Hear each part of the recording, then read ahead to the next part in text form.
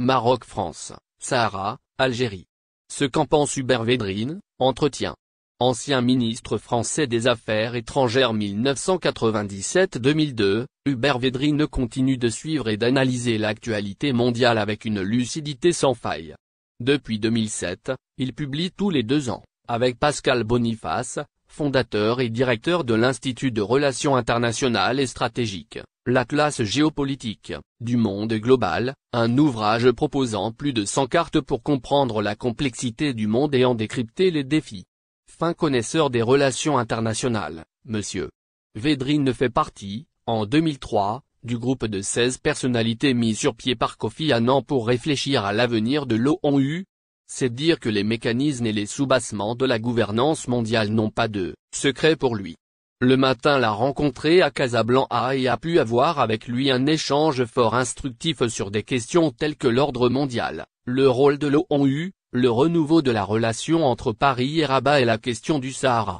Cet ancien chef de la diplomatie française qui porte un regard sans concession, voire désabusé sur la réalité mondiale, explique comment les rapports entre grandes puissances favorisent l'émergence d'un système semi-chaotique. S'agissant du nouveau partenariat unique entre Rabat et Paris, M. Védrine s'en réjouit tout en insistant sur la nécessité de lui donner un contenu à la mesure des défis qui guettent le monde, afin d'en faire un modèle de coopération nord-sud.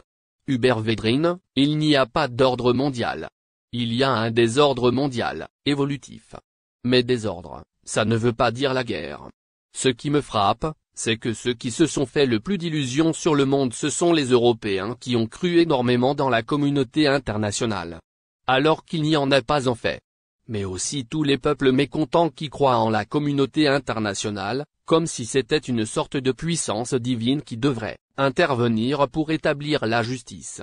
Donc les Européens et les gens qui avaient nourri plein d'espérances sympathiques sur les Nations Unies, alors qu'elles ne sont pas unies, ces gens-là sont assez malheureux aujourd'hui pour s'adapter au monde réel.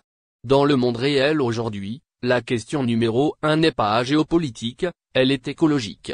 Le compte à rebours est enclenché.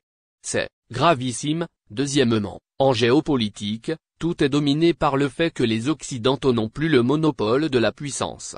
Ils sont puissants et riches, notamment les États-Unis, mais ils ne sont pas les seuls. Il y a tous les pays émergents. C'est un monde multipolaire semi-chaotique. Et c'est instable, car on ne sait pas qui sont les pôles. Dans